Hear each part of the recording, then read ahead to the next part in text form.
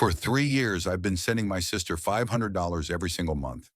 Not because I'm rich, not because I owe her, but because she told me she needed it to survive after her husband left her with nothing. My name is Tamara. I'm 38 years old and I work double shifts at Emory Hospital in Atlanta as a nurse. My feet ache every night. My back screams when I climb into bed. But I never miss that payment because family is family, or at least that's what I thought. The envelope goes out on the first of every month like clockwork. $500 in a money order sent to my older sister Rochelle's address in the suburbs of Stonecrest. She's 42 and for the past 3 years, she's been telling me the same story. Her ex-husband Devin cleaned out their accounts, left her with a foreclosure notice, and she's barely hanging on by a thread. "Tam, I don't know what I'd do without you," she'd say on the phone, her voice cracking just right. "You're the only one who cares if I eat or not." I believed her. Why wouldn't I? She's my sister. We grew up in the same cramped apartment in Decatur, shared the same bedroom until I was 16, braided each other's hair on Sunday nights while Mama watched her stories. When Mama died 5 years ago from diabetes, Rochelle and I promised each other we'd never let anything come between us. But that was before I found out what she was really doing with my money. It started 3 weeks ago. I was at the Kroger on Candler Road, pushing my cart through the frozen food section when I saw her, not Rochelle, her daughter, my niece Destiny. She's 19 now, tall and beautiful with box braids down to her waist and a confidence I never had at her age. "Auntie Tam," she called out, waving from the produce section. I smiled and headed over, genuinely happy to see her. Destiny had been away at college, or so I thought, and I hadn't seen her in months. "Baby girl, look at you. When did you get back from Spelman?" Her face went blank. "Spelman? Auntie, I'm at Georgia State. I commute from home." My smile froze. "From home? You mean you're living with your mama?" "Yeah, I never left. Mama said we couldn't afford the dorms, so I stayed home and drive to campus every day." She shifted her weight, looking uncomfortable. "Why? What did she tell you?" My mind raced. Rochelle had told me Destiny got a full ride to Spelman and was living on campus. She'd asked me for an extra $300 last year to help with dorm furnishings that financial aid didn't cover. I'd sent it without question. "Nothing, baby. I got confused." I forced brightness into my voice.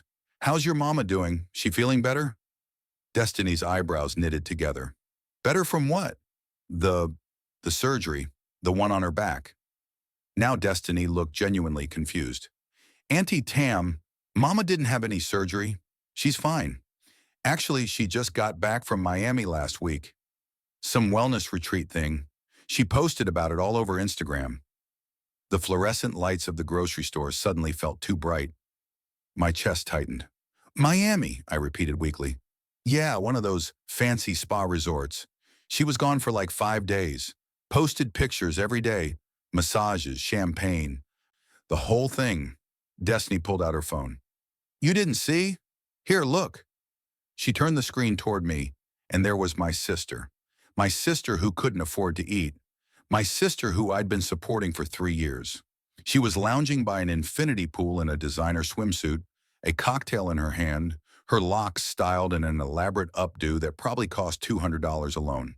The caption read, "Self-care isn't selfish. Treating myself because I deserve it." The date stamp was from 2 weeks ago, right after I'd sent her my monthly payment. "Auntie Tam, you okay? You look like you've seen a ghost." I couldn't speak. I just stared at that photo, at my sister's bright smile, at the luxury that surrounded her, at the lie. I need to go, baby. You take care of yourself, okay?" I abandoned my cart right there in the aisle and walked out of the store on legs that felt like they belonged to someone else. In my car, I sat gripping the steering wheel, trying to breathe. 3 years, $18,000. Maybe more with the emergencies she'd called me about. The time her car broke down, the time her electricity was going to be shut off, the time she needed money for Mama's headstone. How much of it was real? How much was a lie? I pulled out my phone with shaking hands and opened Instagram. I'd never been one for social media, too busy working to scroll through other people's lives, but I had an account I barely used. I typed in Rochelle's name. Her profile was public, and it was full. Photos going back months, years even. Rochelle at restaurants I couldn't afford. Rochelle showing off new furniture. Rochelle with shopping bags from Lenox Mall. Rochelle on girls' trips to Savannah, New Orleans, Charlotte. Always smiling, always living, while I worked myself to the bone to keep her afloat. The most recent photo was from 3 days ago. She was holding up a set of car keys in front of a brand new white Mercedes SUV with a giant red bow on the hood. The caption, "Blessed and highly favored, finally got my dream car. God is good." I wanted to scream. I wanted to cry. I wanted to throw my phone through the windshield. Instead, I called her. She answered on the third ring, her voice syrupy sweet. "Hey, sis, I was just thinking about you." "Were you?" My voice was flat. "Yeah, I wanted to thank you for this month's payment. You're literally a lifesaver, Tam. I was about to. I saw Destiny today." Silence. Then, "Oh yeah? How's my baby doing?" "She told me she lives at home, that she never went to Spelman." More silence. I could hear her breathing on the other end. "She also told me about your trip to Miami. And I saw your Instagram, Rochelle. I saw everything." "Tam, listen. How long?" My voice cracked. "How long have you been lying to me?" "I wasn't lying, I was just—" "How long?" She sighed, and when she spoke again, all the sweetness was gone. Her voice was cold, matter of fact. "Look, you were giving me the money anyway. What difference does it make what I spend it on?" I couldn't believe what I was hearing. What difference? "Rochelle, I've been working myself half to death thinking you were struggling. I skipped meals. I put off getting my car fixed. I haven't bought myself new clothes in 2 years because I thought you needed—" "And whose fault is that?" she snapped. "I never told you to starve yourself. You offered the money, Tam. I just accepted it." "Because you lied. You said you were broke. You said Devin left you with nothing." "Devin did leave me with nothing, but I got back on my feet. I got a good job. I started taking care of myself. Was I supposed to call you up and tell you to stop sending money? Come on, Tam, be real. That money was helping me build the life I deserve." My hands were shaking so hard I almost dropped the phone. "The life you deserve? What about me? What about what I deserve? You chose to be a nurse working for pennies. You chose to live in that little apartment. You chose to be where you are. I chose different. That's not my fault." Something inside me shattered. This wasn't my sister. This was a stranger. "I'm done," I whispered. "I'm done sending you money. I'm done with all of it." "Fine." Her voice was ice. "Do what you want, but don't come crying to me when you need something." She hung up. I sat in that parking lot for an hour, crying so hard I thought I'd be sick. 3 years of sacrifice. 3 years of love. And it meant nothing to her. But as the tears dried and the sun began to set, something else grew in their place. Anger. I wasn't just going to stop sending money. I was going to find out the truth. All of it. What else had she lied about? What else was she hiding? Because if she could lie about this, she could lie about anything. 2 days later, I did something I'd never done before. I showed up at Rochelle's house unannounced. I'd been there before, of course, but always with a phone call first. Always with warning. This time I wanted to see what she didn't want me to see. Stonecrest was only a 20-minute drive from my place in East Atlanta, but it felt like a different world. Her subdivision had a gate, though it was always open. The houses were large, brick, with manicured lawns and two-car garages. This was where Rochelle had lived with Devin before the divorce, and apparently she'd managed to keep the house. Another lie. She'd told me she was renting a small apartment after losing the house to foreclosure. I pulled up in front of her address just after noon on a Wednesday. Her Mercedes was in the driveway, gleaming white in the sun. Next to it was another car, a black Dodge Charger with temporary tags. Someone else was here. I walked up to the front door, my heart pounding, and rang the bell. Nothing. I rang again, waited, still nothing. But I could hear music playing inside. Someone was home. I knocked hard, 3 sharp raps. "Rochelle, it's Tamara. Open up!" The music cut off abruptly. I heard voices inside, low, urgent, arguing. Then footsteps. The door opened a crack, and Rochelle's face appeared. She looked annoyed. Tam, what are you doing here? We need to talk. I'm busy right now. Call me later. She started to close the door, but I put my foot in the gap. No, we talk now. You owe me that much. Her eyes narrowed. Move your foot. Let me in, Rochelle. For a moment, we just stared at each other. Then she sighed and opened the door wider, stepping aside. Fine. 5 minutes. I walked into the house and my breath caught. The place was beautiful. Hardwood floors, high ceilings, elegant furniture. Nothing like the struggling single mother's home she'd described. Nice place, I said bitterly, for someone who can barely pay their bills. I told you I got back on my feet. When? When did this happen? Because 3 months ago you called me crying about how you couldn't afford groceries. She crossed her arms. What do you want, Tam? An apology? Fine. I'm sorry. There. Happy? No, I'm not happy. I want the truth. All of it. How long have you been lying to me?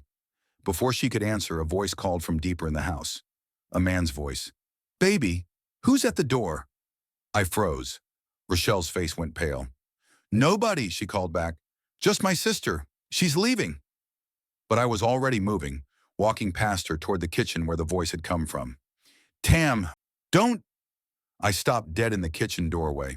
There was a man at her table, young, maybe 25, 26, shirtless, with tattoos covering his arms and chest. He was eating a plate of food my sister had cooked for him, and looking at me with mild curiosity. Who's this? He asked Rochelle. My brain couldn't process what I was seeing. Who is he? Rochelle stepped between us, her jaw tight. This is Marcus, my boyfriend. Your boyfriend? I looked at Marcus, then back at her. He looks young enough to be your son. Marcus stood up, offended. Yo, I'm 27. I'm a grown man. Sit down, Marcus, Rochelle said sharply. To me, what I do in my personal life is none of your business. It is when you're using my money to support him. The pieces were clicking into place. That's what this is about, isn't it? You've been using my money to take care of your boy toy here. Don't call him that. Does he know? I looked at Marcus. Do you know she's been scamming her own sister to pay for your lifestyle? Marcus looked uncomfortable. Babe, what's she talking about? Nothing, Rochelle said quickly. Tam, you need to leave. Now. But I was on a roll, 3 years of anger pouring out. How much of my money went to him? The clothes on his back? That car outside? What else? He lives here, Rochelle shouted. He's been living here for 2 years. Yes, I used some of your money to help us both. So what? You weren't using it. The room spun. 2 years. She'd been living with this man for 2 years while I worked myself to death, thinking she was alone and struggling. You're unbelievable, I whispered. You know what? Keep it. Keep all of it. I hope it was worth losing your sister. I turned to leave, but Rochelle grabbed my arm. Wait, I yanked away from her. Don't touch me. Tam, please, just listen. No, I'm done listening to you. I'm done with everything. I walked out of that house and didn't look back, even when she called my name. But as I drove away, my hands shaking on the wheel, I realized something. This wasn't over, not by a long shot, because I'd seen something in that house, something that didn't make sense. On the kitchen counter, partially hidden behind a fruit bowl, was a stack of mail, and on top of that stack was an envelope, a large manila envelope with a return address I recognized, Fulton County Department of Family and Children Services. Why would Rochelle be getting mail from DFCS? That question haunted me all night, and by morning, I knew what I had to do. I was going to find out every single secret my sister was hiding, even if it destroyed what was left of our family. I couldn't sleep that night. Every time I closed my eyes, I saw that envelope from DFCS. I saw Marcus sitting shirtless at my sister's table. I saw 3 years of my money funding a life built on lies. By 3 a.m., I was at my laptop going down a rabbit hole. I'm not a detective. I'm a nurse. But nursing taught me to pay attention to details, to follow symptoms to their source. And right now, my sister was showing symptoms of something much bigger than I'd imagined. I started with social media. Rochelle's Instagram was a treasure trove, but I needed to dig deeper, I created a fake profile, something I'm not proud of, and requested to follow her friends, her boyfriend Marcus, even Destiny. Destiny accepted immediately. Sweet girl. She had no idea what I was doing. Through Destiny's stories and posts, I started piecing together a timeline. Marcus had appeared in Rochelle's life about 2.5 years ago, right around the time she'd first asked me for money. Coincidence? I didn't think so. I scrolled back through Marcus's profile. He was flashy. Lots of designer clothes, bottles of expensive liquor, videos of him at clubs. His bio said he was an entrepreneur, which usually meant unemployed. Every few posts, there was a picture with Rochelle, always tagged with hearts and my queen and other romantic nonsense. But it was the older posts that caught my attention from before he met Rochelle. Pictures of him with stacks of cash, pictures of him with other women, and pictures of him in front of a building I recognized, a check cashing place on Glenwood Avenue known for being shady. I screenshot everything. Then I moved to public records. Georgia has a surprisingly open court system. You can search for anyone's name and see if they have cases pending or judgments against them. I typed in Rochelle Patterson. 3 results came up. The first was her divorce from Devin, finalized 4 years ago. I knew about that. The second was a small claims case from 2 years ago. A furniture company suing her for non-payment. She'd lost. There was a judgment against her for $3,400. The third made my blood run cold. A case filed 8 months ago by the Georgia Department of Revenue. Tax lien. Amount $28,000. My sister owed the state $28,000 in back taxes. Suddenly, the pieces started fitting together. She wasn't sending my money to Marcus for fun. She was drowning in debt. Real debt. The kind that doesn't go away. But why lie about it? Why not just tell me the truth? I kept searching. I typed in Marcus's full name. Marcus Javon Pierce. The results loaded and my heart sank. 4 cases, all criminal. 2 drug possession charges from 3 years ago. Both pleaded down to probation. 1 case for theft by deception from 5 years ago, pleaded down community service. And 1 active warrant for failure to appear in court on a probation violation. My sister's boyfriend was a criminal, an active fugitive. I sat back in my chair, my mind racing. Did she know? She had to know. But why would she let him live in her house, around her daughter, knowing all this? Unless she was just as desperate as he was. I looked at the clock. 4:30 a.m. In 3 hours, I had to be at work for a 12-hour shift. But I couldn't stop now. I went back to that DFCS envelope. What could that possibly be about? I opened a new tab and searched Fulton County DFCS assistance programs. Several results came up. Food stamps, Medicaid, cash assistance, emergency rental assistance. Wait, emergency rental assistance. But Rochelle owned her house, or did she?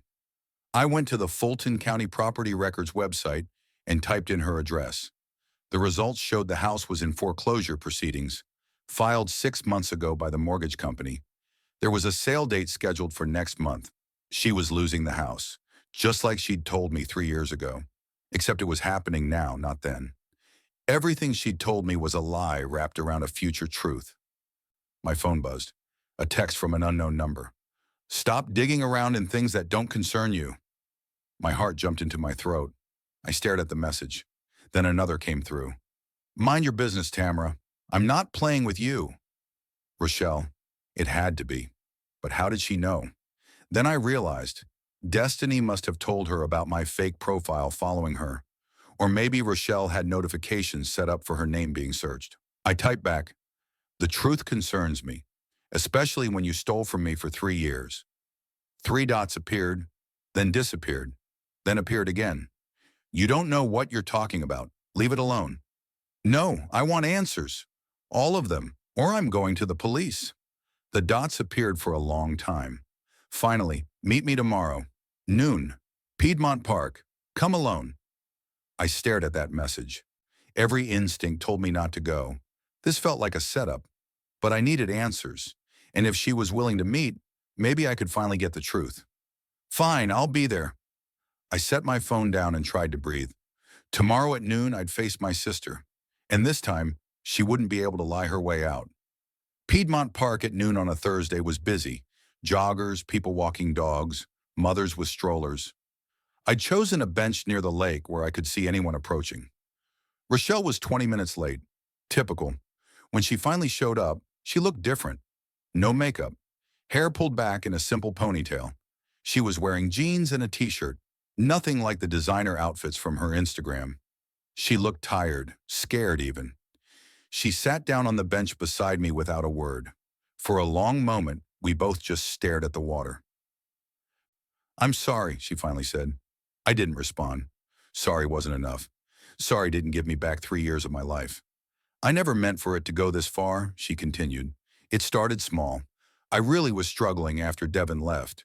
He did clean out the accounts. I did almost lose the house. And you offered to help. And I was grateful. I really was." "Then what happened?" I asked, my voice hard. She sighed. "Then I met Marcus. And he's been bleeding you dry ever since." "It's not like that." But her voice lacked conviction. He's had a hard life, Tam. He's trying to get back on his feet. He needs support. He's using you, Rochelle. He's a criminal with an active warrant." Her head whipped toward me. "How do you know about that?"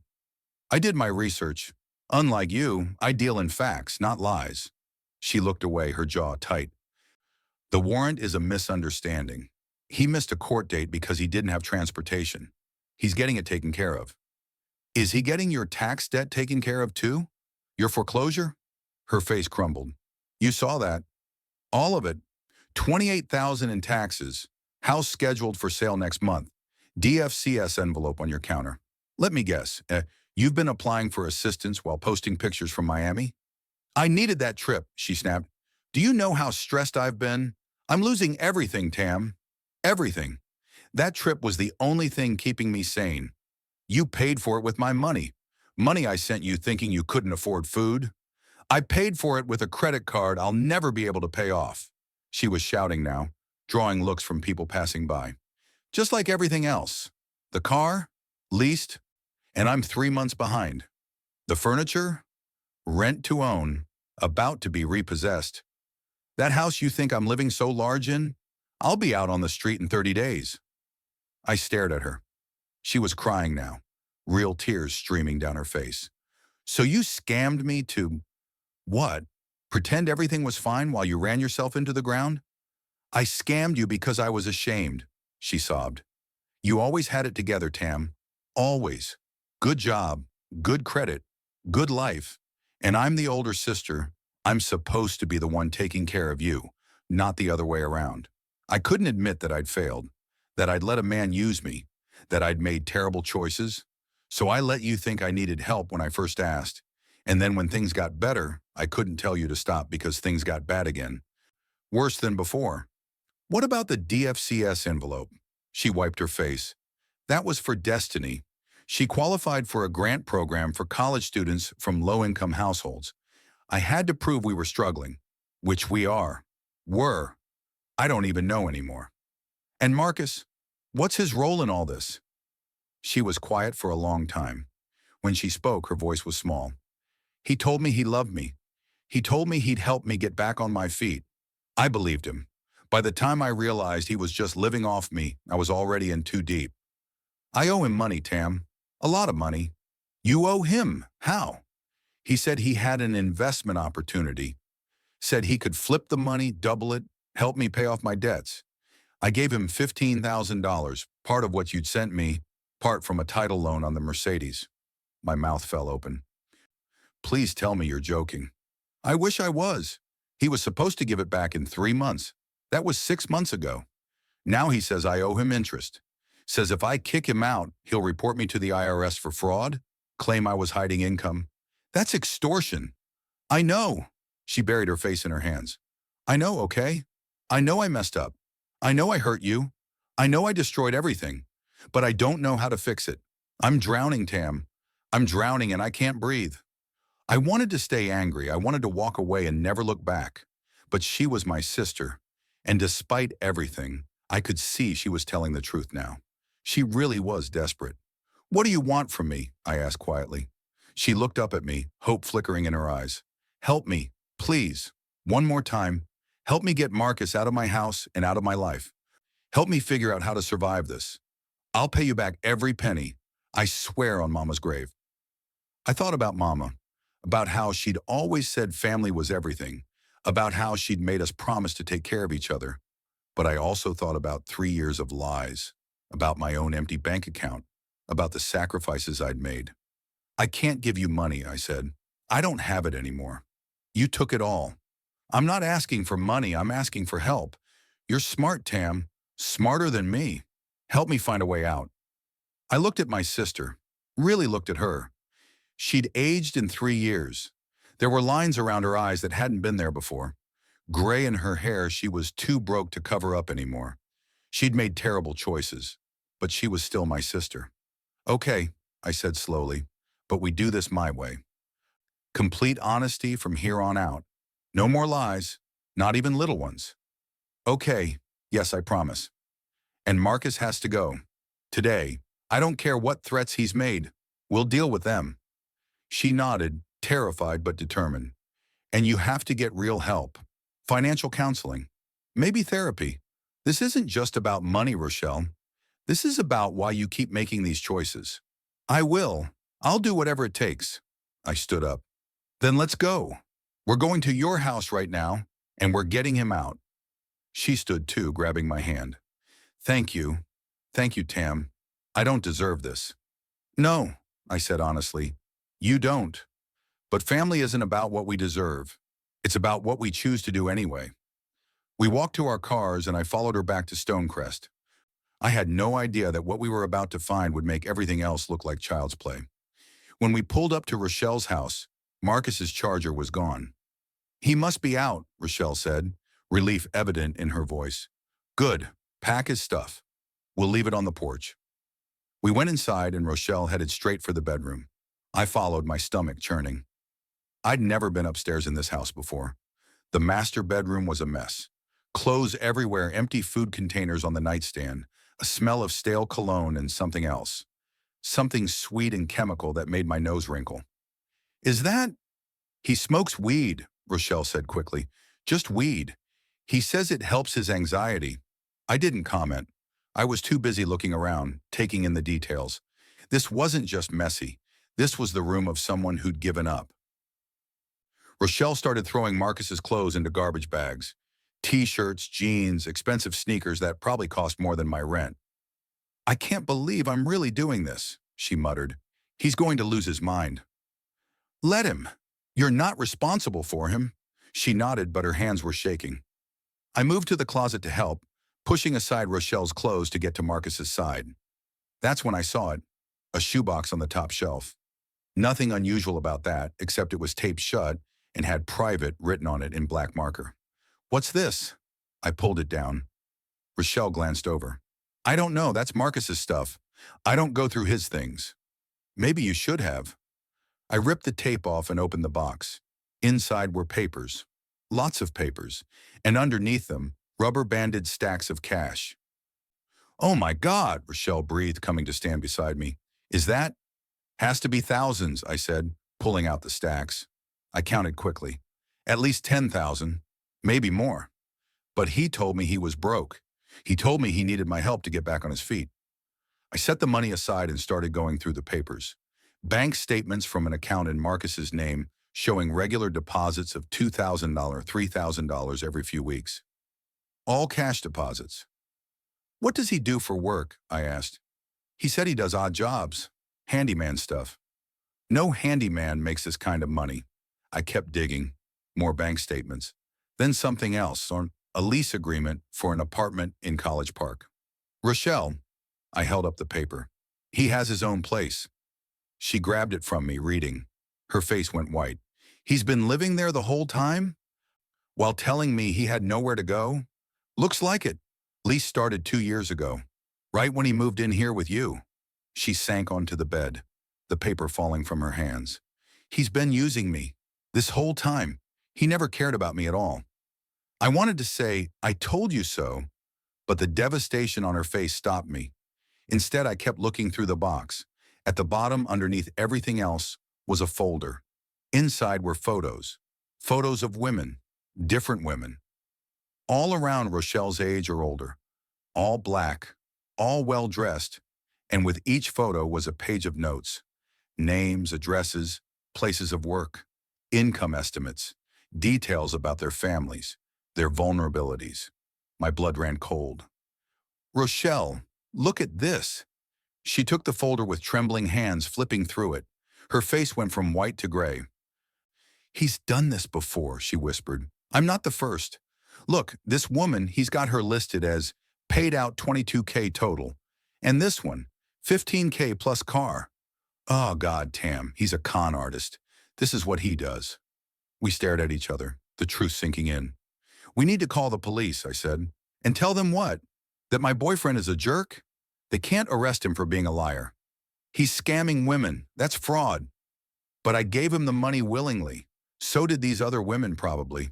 We were stupid, not victims. I wanted to argue, but she had a point. Marcus had been smart. He hadn't stolen anything. He just manipulated vulnerable women into giving him what he wanted. Fine. Then we take this to a lawyer. The front door slammed downstairs. Baby, I'm home. Marcus's voice echoed through the house. Rochelle and I froze.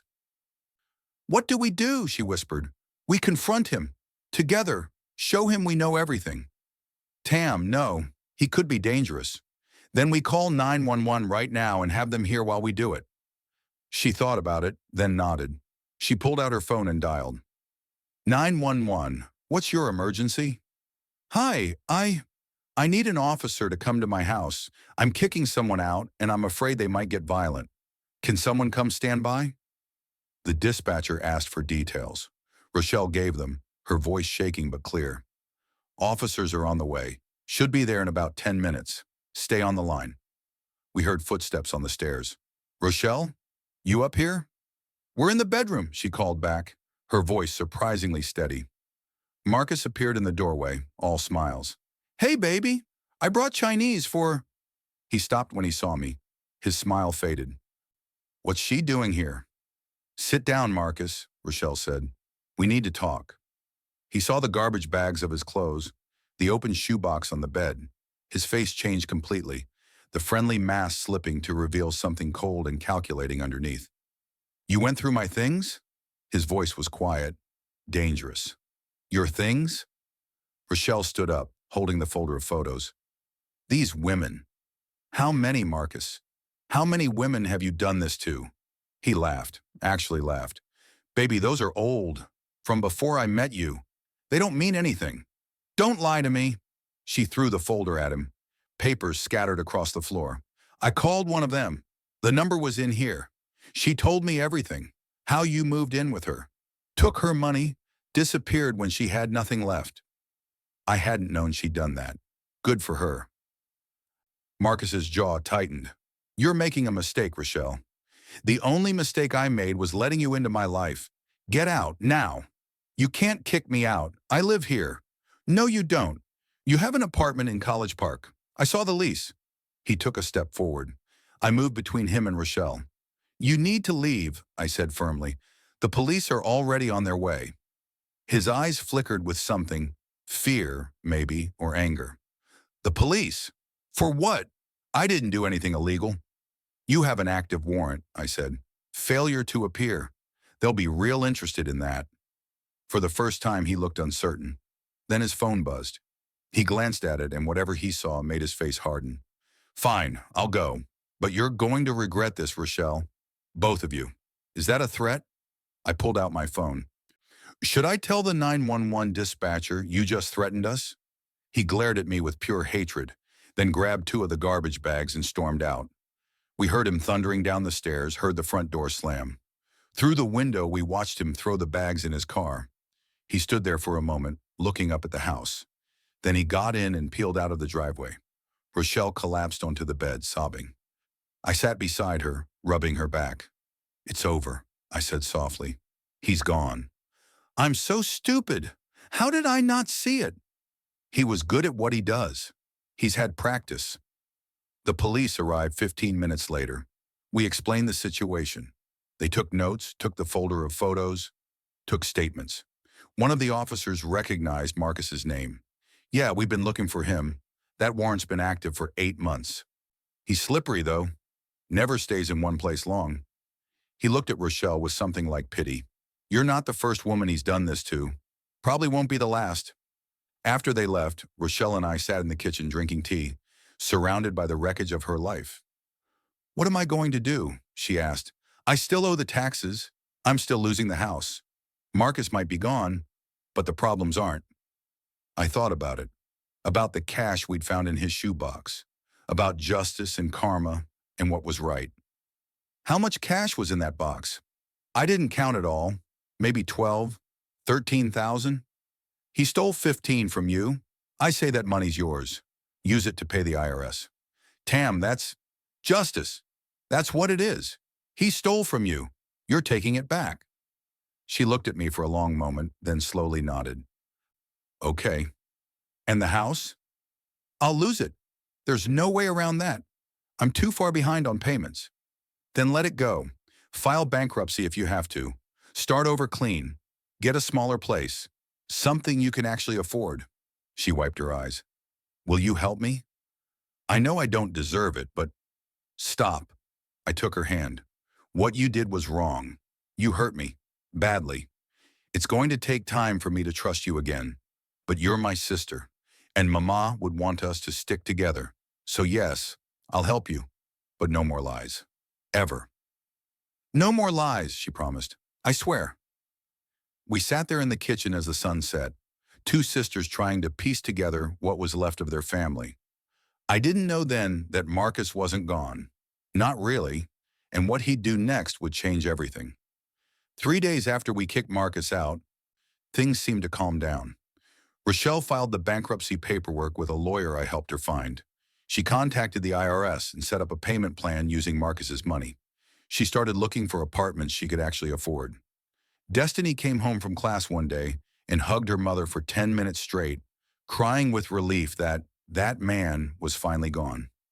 I went back to my normal routine: work, home, sleep, repeat. But I kept my phone close just in case. The case came on a Tuesday night. I was at work in the middle of my shift when my phone rang. Rochelle's number. Hey, I'm working. Can I call you back? Tam. Her voice was shaking. He's here. My blood went cold. What? Where? Outside my house. He's been sitting in his car across the street for an hour. Just sitting there. Watching. Have you called the police? They came. They made him leave. But he came back as soon as they left. I looked at the clock. 9:47 p.m. My shift didn't end until 7 a.m. Where's Destiny? At her friend's house studying. I made her stay there tonight. I didn't want her here if he... Her voice broke. I'm coming. I'll tell my supervisor it's a family emergency. No, you'll get in trouble. I just wanted to hear your voice. I'm scared, Tam. Lock all the doors, keep your phone on you. If he tries to come in, call 911 immediately. I'll be there as soon as I can. I found my supervisor and explained. She was sympathetic but firm. They were already short-staffed. I couldn't leave. Just keep your phone on you, she said. If it becomes an actual emergency, we'll figure it out. I went back to work, but I couldn't focus. I kept checking my phone every few minutes. At 11:33 p.m., Rochelle texted, "He's knocking on the door." My hands shook as I typed back, "Don't answer. Call police now." I did. They're on the way. Then nothing. I called her. No answer. I called again. Straight to voicemail. I texted, "Rochelle, answer your phone." Nothing. At 11:47, a different number called. I answered on the first ring. "This is Officer Martinez with the DeKalb County Police. Is this Tamara?" "Yes. What happened? Is my sister okay?" "She's fine, ma'am. We arrived and found the suspect attempting to force entry through the back door. We've taken him into custody." I nearly collapsed with relief. Thank God. Your sister is pretty shaken up. Is there somewhere she can stay tonight? She can stay with me. Can I talk to her? There was a rustling, then Rochelle's voice, small and terrified. "Tam? I'm here. You're okay. Pack a bag. I'll leave work right now. You're staying with me until this is sorted out. He had a crowbar, Tam. He was going to break in. If the police hadn't come, but they did. You're safe now. Pack what you need. I'll be there in 20 minutes. This time, my supervisor didn't argue. One look at my face and she waved me out. I drove to Rochelle's house going 20 over the speed limit. When I got there, 2 police cars were still in the driveway, lights flashing. Marcus was in the back of one, staring at nothing. Rochelle ran out of the house and straight into my arms. I got you, I whispered. You're safe. I got you. We loaded her stuff into my car. An officer came over to talk to us. We're charging him with attempted burglary and violation of the protective order. Wait, you don't have a protective order yet? Rochelle shook her head. First thing tomorrow, you go to the courthouse and file for one. Bring all the documentation you have about the threats and harassment. This arrest will help your case. We thanked him and drove back to my small, 1-bedroom apartment in East Atlanta. It wasn't much, but it was safe. Rochelle slept on my couch that night. I heard her crying softly around 3 a.m. I got up and sat with her, holding her hand until she fell back asleep. The next morning, we went to the courthouse, filed the protective order, gave statements, handed over the folder of photos and Marcus's notes as evidence of a pattern of predatory behavior. The clerk looked over everything and pursed her lips. This man is dangerous. You did the right thing getting out. The temporary order was granted immediately. A court date was set for the permanent order in 2 weeks. We walked out of the courthouse into bright sunshine, and for the first time in days, Rochelle smiled. It's really over, isn't it? Yeah, I said. It really is. But even as I said it, I had a nagging feeling in my gut. Something wasn't right. Marcus had given up too easily. Men like him didn't just accept defeat. I was right to be worried, because what we didn't know was that Marcus had one more card to play, and it would threaten to destroy everything we'd fought for. 2 weeks passed. Rochelle stayed with me, sleeping on my couch. We fell into a routine. She'd cook dinner while I was at work. We'd eat together when I got home. We'd talk, really talk about everything. About Mama, about our childhood, about the choices we'd made. She got a job at a call center. It wasn't much, but it was honest work. She started seeing a therapist, started going to a financial literacy class at the library. I watched my sister slowly become someone I recognized again. The court date for the permanent protective order came. We dressed professionally and arrived early. Marcus was there with a court-appointed attorney. He wouldn't look at us. The hearing was straightforward. The prosecutor presented the evidence, the attempted break-in, the pattern of financial abuse, the folder of other victims. Marcus's lawyer tried to argue that it was all a misunderstanding, that his client had a right to retrieve his belongings. The judge wasn't having it. Mr. Pierce, this is clearly a pattern of predatory behavior. The protective order is granted for 2 years. You are not to contact Ms. Patterson or any member of her family in any way. You are to stay at least 500 feet away from her home, her workplace, and her sister's residence. Do you understand? Yes, Your Honor. We walked out of the courthouse victorious. Rochelle was crying again, but this time from relief. It's over, she kept saying. It's really over. We celebrated that night with Chinese takeout and cheap wine. Destiny came over, and we told stories about Mama, laughed until our sides hurt. I went to bed that night feeling lighter than I had in months. At 6:47 a.m., my phone rang. It was a number I didn't recognize. Hello? Is this Tamara Patterson? Yes, who's this? This is Detective Williams with the Fulton County Police Department. I need you to come down to the station this morning.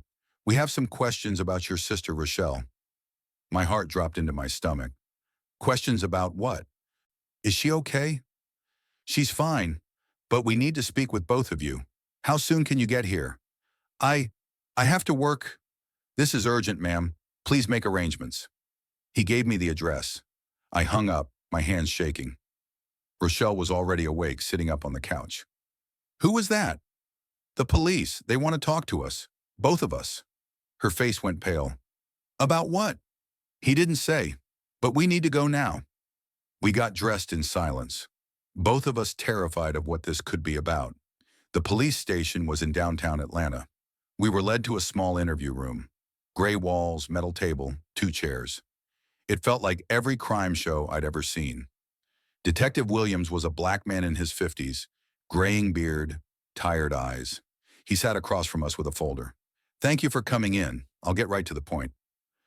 We've received a complaint from Marcus Pierce regarding financial fraud." My jaw dropped. "He's accusing us of fraud?" According to his statement, he gave Ms. Patterson here $15,000 as a loan to help her avoid foreclosure. He claims she promised to pay him back with interest. Instead, she kicked him out and kept the money. He's claiming theft. Rochelle looked like she'd been slapped. "That's not what happened. He took my money. He scammed me." "Do you have proof of that?" The folder, the photos, the other women. That folder was seized as evidence in the protective order case. It shows a pattern of behavior, yes, but it doesn't prove he stole from you specifically. "Do you have bank records, texts, anything documenting that he took your money under false pretenses?"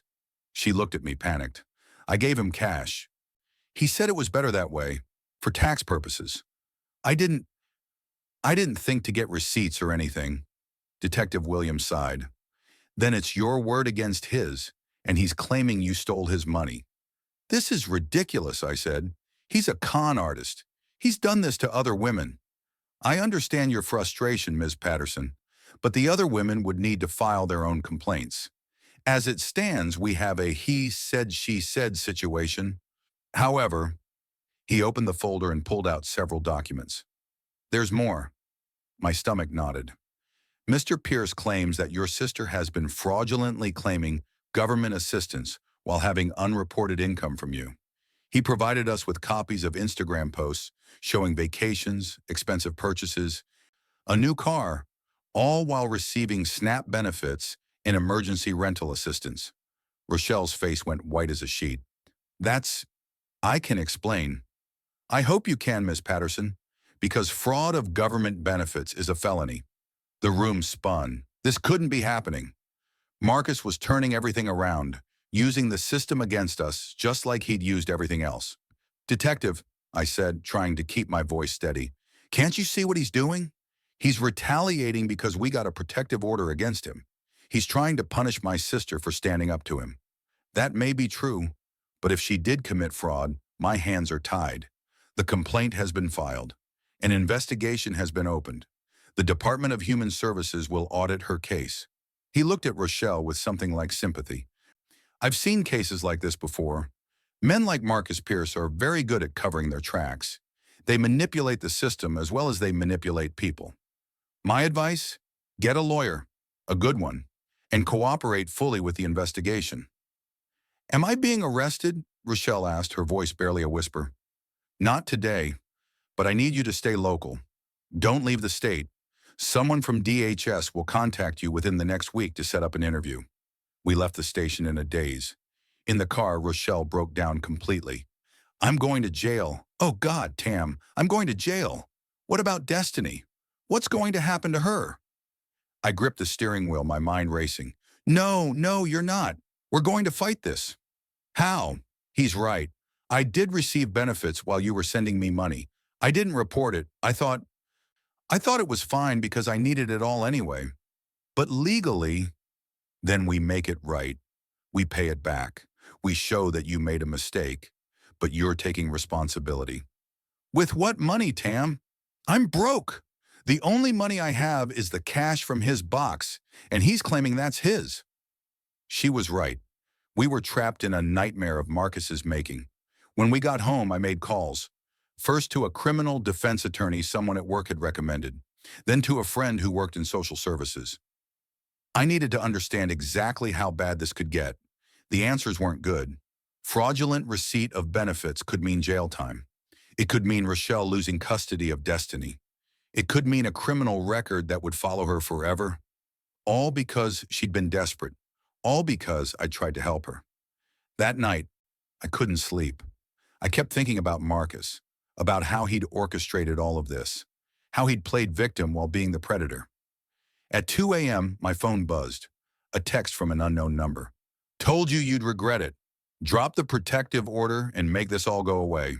Or your sister goes to prison. Your choice." It was him. It had to be. He'd found a way around the protective order by using someone else's phone. He was still pulling strings, still trying to control us. I screenshot the message and sent it to Detective Williams. Then I blocked the number. But the damage was done. The fear was planted. Marcus might be banned from seeing us, but he'd found another way to destroy us. And I didn't know how to stop him. The lawyer's name was Patricia Montgomery. She was a black woman in her 60s with silver locks and an air of someone who'd seen it all and wasn't impressed by any of it. She listened to our story without interrupting. When we finished, she sat back in her chair and studied us both. "You've made mistakes," she said bluntly. "Both of you, but that doesn't make you criminals. It makes you human." "Can you help us?" I asked. "I can try, but I need complete honesty from here on out. No more secrets, no more lies." "Understood?" Rochelle nodded vigorously. "Yes, I promise." "Good. First things first. We need to calculate exactly how much in benefits you received while your sister was sending you money. Then we need to figure out how much of that money actually went to living expenses versus how much went to Marcus or to things you didn't need."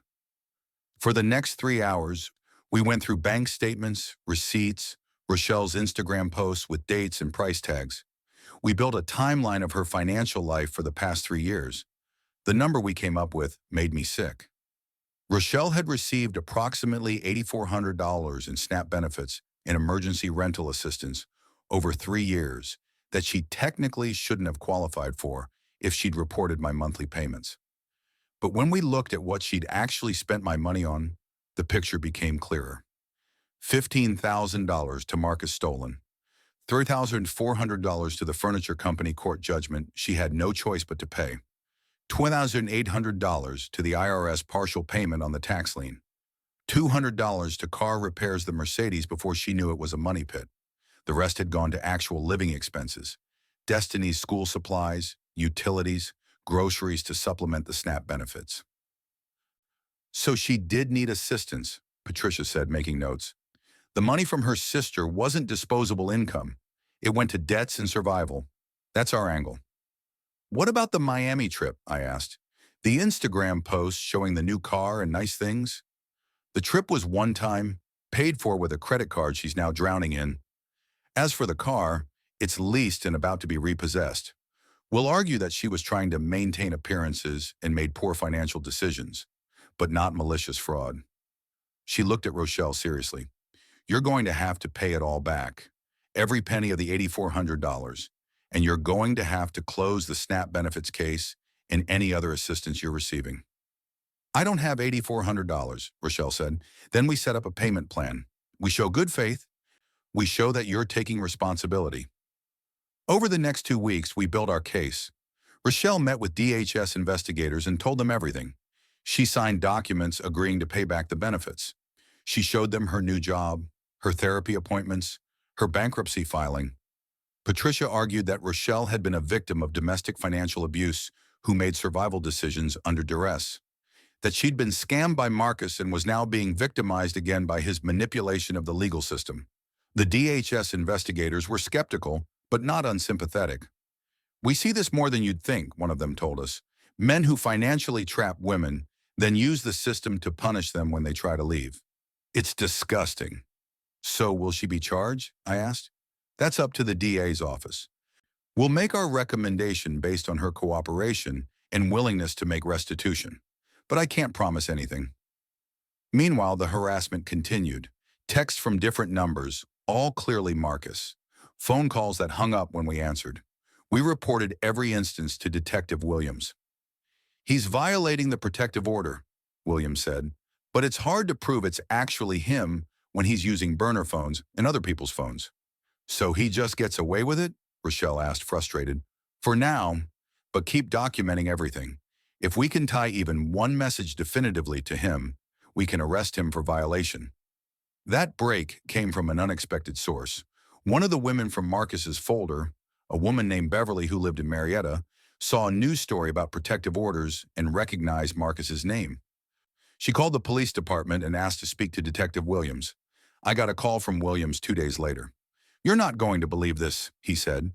"Beverly Thompson has been documenting Marcus's scams for 18 months. She hired a private investigator after he stole $22,000 from her. She has phone records, financial records, photos, everything. Everything. Everything. Including evidence that he's been using multiple identities, running the same con in 3 different states, and that he's violated protective orders from 2 other women in the past year. Hope bloomed in my chest. What does this mean? It means I'm building a case against him for wire fraud, identity theft, and violation of protective orders. Federal charges, Tamara. If we can make them stick, he's looking at serious prison time. I started crying. Thank you. Thank you so much. Don't thank me yet. We still have to prove it in court. But I wanted you to know, your sister isn't alone in this, and Marcus Pierce's days of hurting women are numbered. When I told Rochelle, she collapsed in relief. For the first time in weeks, she smiled. Really smiled. It's almost over, she whispered. But we both knew that almost was the hardest part. We still had to get through the DA's decision on the fraud charges. We still had to survive financially while paying back the benefits. We still had to rebuild trust, rebuild our lives, rebuild everything Marcus had broken. But for the first time, I believed we actually could. 3 months later, I sat in a federal courthouse watching Marcus Pierce stand before a judge. He looked different, smaller somehow. The charm was gone. The confidence had evaporated. He was just a man in an orange jumpsuit, facing the consequences of years of lies. The prosecutor laid out the evidence. Testimony from 7 different women across 3 states. Financial records showing a pattern of fraud stretching back almost a decade. Phone records proving he'd violated protective orders.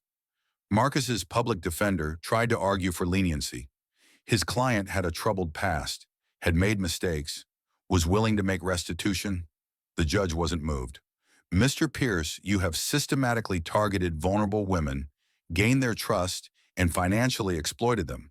You've left a trail of destroyed lives and empty bank accounts. This court finds you guilty on all counts.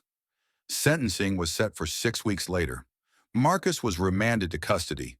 As they let him out, he looked at us, me and Rochelle sitting in the gallery. For just a second, his mask slipped back into place. He smiled, cold and cruel. Then he was gone. Outside the courthouse, Rochelle stood in the sunshine, breathing deeply. I thought I'd feel happier, she said, but I just feel tired. That's normal, Patricia said. She'd been with us through everything. Justice is exhausting, but you got it. That's what matters. The DA had decided not to press charges against Rochelle for the benefits fraud. Her cooperation, her willingness to pay restitution, and the evidence of Marcus's manipulation had convinced them she'd been a victim, not a criminal. She was still paying back the money, $150 a month for the next 4 years. But at least she wasn't facing jail time. We'd sold the Mercedes to a dealership for pennies on the dollar to get out of the lease. Rochelle was driving a 15-year-old Honda now. She'd moved into a small 2-bedroom apartment in Decatur. She was still working at the call center, still going to therapy, still rebuilding. Destiny had stayed strong through everything. She'd even started a support group at Georgia State for young women dealing with financial abuse in their families. As for me, I went back to work, back to my life. But things were different now. Rochelle and I had dinner together once a week. We talked about real things, our fears, our hopes, our regrets. We were building something new, not the relationship we'd had before, but something more honest, more real. I'm sorry, she said one night over spaghetti at my place, for everything. I know I say it a lot, but I mean it. You saved my life, Tam. You and your stubborn, annoying insistence on helping me even when I didn't deserve it. You're my sister, I said simply. That's what we do. No, she corrected. That's what you do. I didn't. I took advantage. I lied. I hurt you. You did, I agreed, but you're making it right. That's what matters now. She reached across the table and took my hand. I'm going to pay you back, all $18,000 I took from you. It might take me 10 years, but I'll do it. I know you will. And I believed her, because she'd changed, really changed. Not because Marcus was gone, or because she'd faced consequences, but because she'd finally looked at herself honestly and decided to be better. That's all any of us can do. 6 weeks later, Marcus was sentenced to 8 years in federal prison. We didn't go to the sentencing. We didn't need to.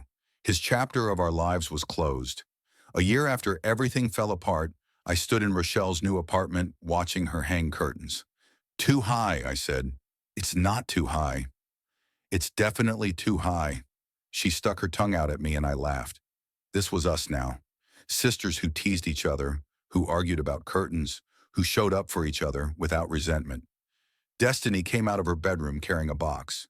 She was moving into the dorms at Georgia State finally, a scholarship program for students from families impacted by financial crime had covered her housing.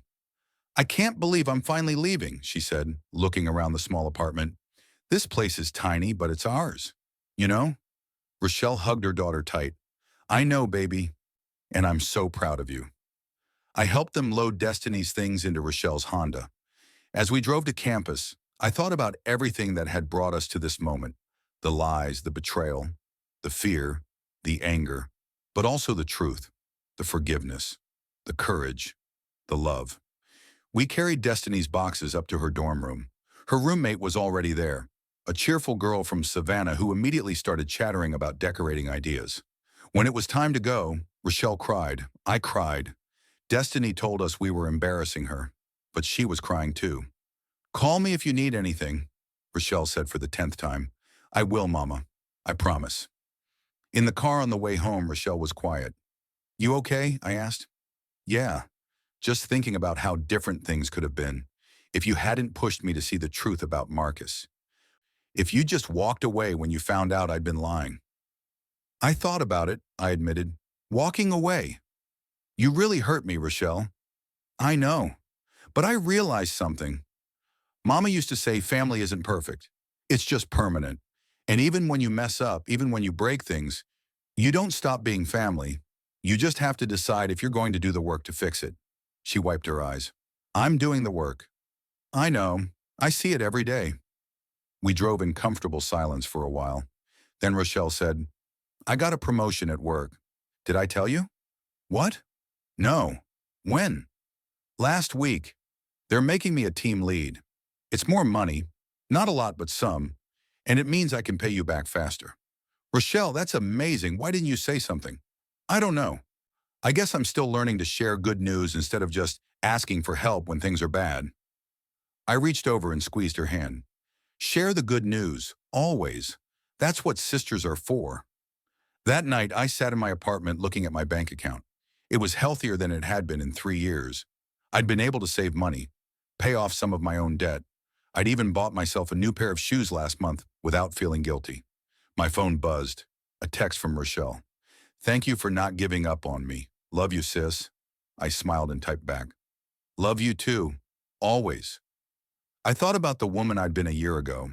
Tired, resentful, carrying the weight of someone else's lies without even knowing it. And I thought about the woman I was now. Still tired sometimes, but stronger, more aware, more honest with myself about what I would and wouldn't accept. The journey from betrayal to healing isn't a straight line. It's messy and painful and full of setbacks. There were still days when I felt angry about the money I'd lost, the time I'd wasted, but there were also days like today when I saw how far we'd both come. Rochelle was rebuilding her life brick by brick, taking responsibility, being honest, showing up for her daughter and for herself. And I was learning that forgiveness doesn't mean forgetting. It doesn't mean pretending the hurt never happened. It means choosing to move forward anyway, with your eyes open and your boundaries clear. A month later, Rochelle made her first payment back to me. It was only $200, but it represented something bigger than money. It represented integrity, commitment, the slow, hard work of making things right. I deposited the check and sent her a photo of the receipt with a heart emoji. She sent back 199 more payments to go. See you next month. And I knew she would be. Next month and the month after that and all the months to come. Because that's what family does. We mess up. We hurt each other. We make terrible choices. But then we do the work. We show up. We make it right. One payment, one honest conversation, one difficult choice at a time. 3 years later, I stood in a different courthouse. Not for a trial this time, but for a celebration. Destiny was graduating from Georgia State with honors. She'd been accepted to law school. She wanted to help women like her mother, like the women Marcus had hurt. "I'm going to be a prosecutor," she told us at dinner afterward. "I'm going to make sure people like him don't get away with it." Rochelle cried with pride. So did I. Later, as we were leaving the restaurant, Rochelle pulled me aside. "I made my last payment yesterday," she said quietly. I blinked. "What?" "To you, the $18,000. I've been working overtime, taking extra shifts. I wanted to finish before Destiny graduated." She handed me an envelope. "That's the last $200, plus something extra." I opened it. Inside was the money plus a handwritten card. "Dear Tam, I can never fully repay what you did for me. Not just the money, but the love, the patience, the refusal to let me give up on myself. You saved my life. You showed me what real family looks like. Thank you for seeing past my worst self to who I could become. I love you, sis." Rochelle. I hugged her tight, both of us crying in the parking lot of a Red Lobster, while Destiny took pictures and posted them with the caption, "My mom and my auntie are such drama queens." On the drive home, I thought about the woman who'd started sending her sister money 5 years ago. She'd been naive, trusting to a fault, willing to sacrifice everything without asking questions. I wasn't that woman anymore. I'd learned that love without boundaries is just enabling. That family doesn't mean accepting abuse. That forgiveness is a choice you make for yourself, not a gift you give to someone who doesn't deserve it. But I'd also learned that people can change, that redemption is real, that sometimes the hardest thing and the right thing are the same thing. Rochelle had done the work. She'd faced her demons, paid her debts, and rebuilt herself from the ground up. And I'd learned to trust again, not blindly, but wisely. That night, I updated my budget spreadsheet. For the first time in 5 years, there was no line item for Rochelle, monthly payment. Instead, there was a new line: savings, future goals. I was finally living for myself again, but not alone. Never alone. Because family, real family, isn't about obligation. It's about choice. And I chose my sister. Not the woman who lied to me, but the woman she'd become. Every single day, I chose her, and she chose me right back. 6 months later, I sat in the audience at Destiny's law school orientation, watching her walk across the stage to receive her welcome packet. Rochelle was beside me, recording everything on her phone, crying happy tears. "She's going to change the world," Rochelle whispered. "Just like her mama," I whispered back. After the ceremony, we went to dinner at a nice restaurant, Rochelle's treat. She'd gotten another promotion at work and was now managing an entire department. She'd moved to a bigger apartment. She was dating someone new, a widower she'd met at church who treated her with respect and kindness. "He wants to meet you," she said over dessert. "His name is Leonard. He's a high school teacher. Very stable, very boring." She laughed. "Boring is exactly what I need. I'd love to meet him." Destiny regaled us with stories about her law school classmates. She was glowing with excitement about her future.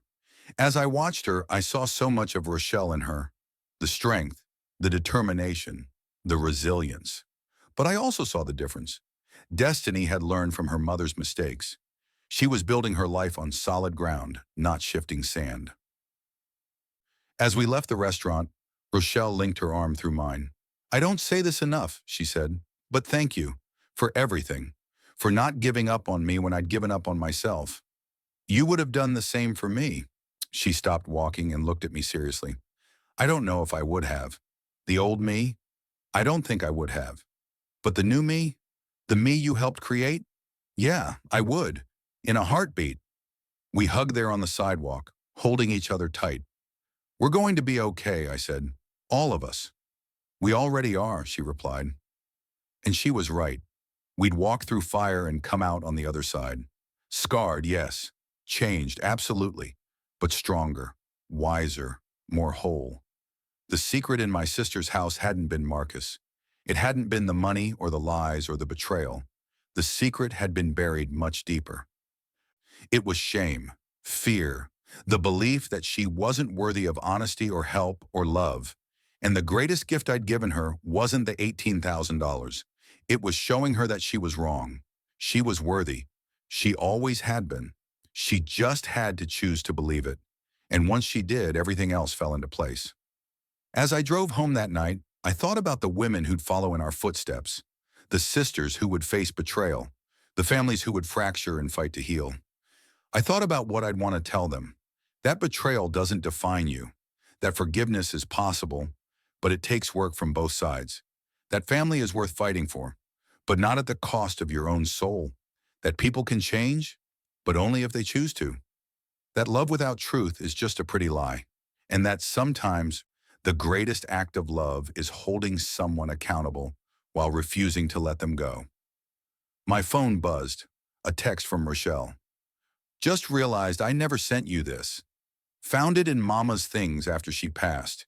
She wrote it before she died. I think she'd want you to have it now. An image loaded, a handwritten note in Mama's distinctive cursive. To my daughters, when I'm gone, you'll only have each other. You'll fight. You'll hurt each other. That's what family does, but remember this. Love is a verb, not a feeling. It's something you do, not something you have. So when things get hard, and they will, choose each other. Not because it's easy, but because it's right. Family isn't perfect. It's just permanent. So make it count. All my love, Mama. I pulled over because I couldn't see through my tears. I read the note 3 more times, hearing Mama's voice in every word. She'd known. Somehow she'd known we'd need this message. I saved the image and texted back. Thank you for sharing this. I love you, sis. Love you too. Always. I sat there for a long moment, letting the words sink in.